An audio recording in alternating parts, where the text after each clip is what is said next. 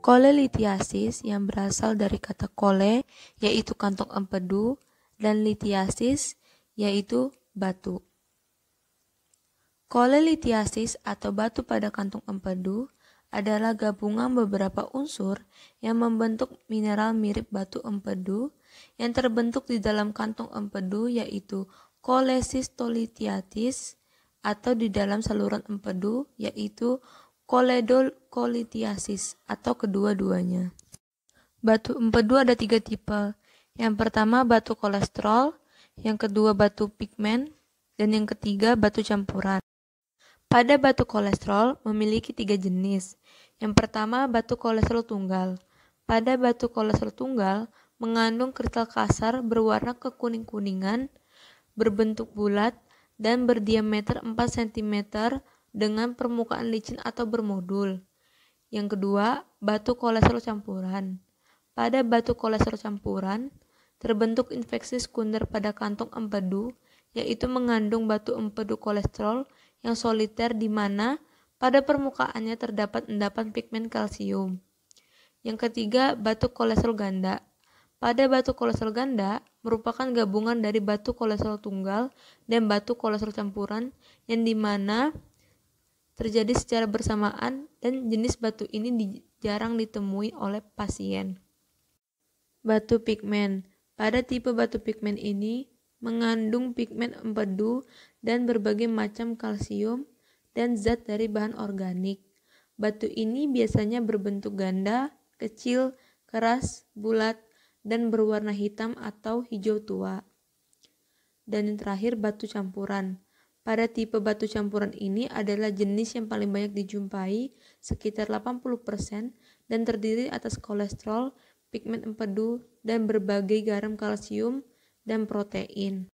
Sebagian besar kasus pembentukan batu empedu tidak menunjukkan gejala yang khas.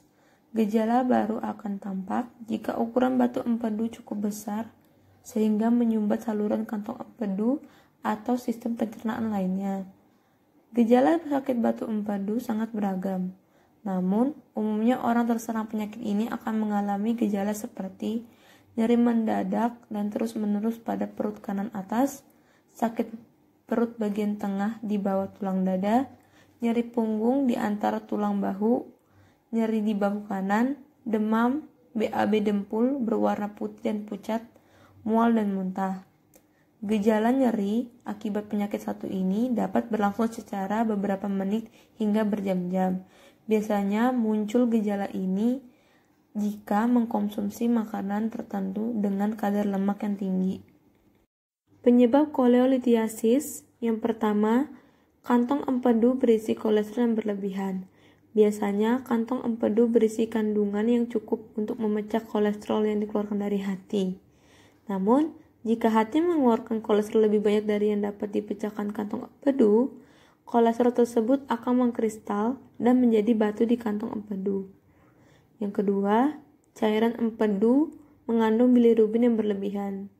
Bilirubin merupakan kandungan hasil pemecah sel darah merah. Beberapa penyakit menyebabkan hati memproduksi lebih banyak bilirubin. Contoh penyakit misalnya sirosis dan infeksi biliar. Bilirubin yang berlebihan dapat menyebabkan batu empedu. Dan yang ketiga, kandungan empedu tidak dapat kosong secara sempurna. Kantong empedu seharusnya kosong dari cairan empedu secara alami dan bertahap. Namun, beberapa orang tidak dapat mengkosongkan kantong empedu dengan benar. Alhasil, cairan empedu akan jadi lebih pekat, mengeras, dan membentuk batuan. Faktor risiko kolelithiasis yang pertama, genetik. Yaitu batu empedu memperlihatkan variasi genetik, maksudnya ini riwayat dari keluarga. Yang kedua, umur. Usia rata-rata tersering terjadinya batu empedu adalah 40-50 tahun. Yang ketiga, jenis kelamin. Batu empedu lebih sering terjadi pada wanita daripada laki-laki. Yang keempat, faktor lain, yaitu obesitas, makanan yang banyak mengandung kolesterol, kurang aktivitas fisik, sedang hamil, mengalami penurunan berat badan secara drastis, dan mengkonsumsi obat-obatan penurun kolesterol.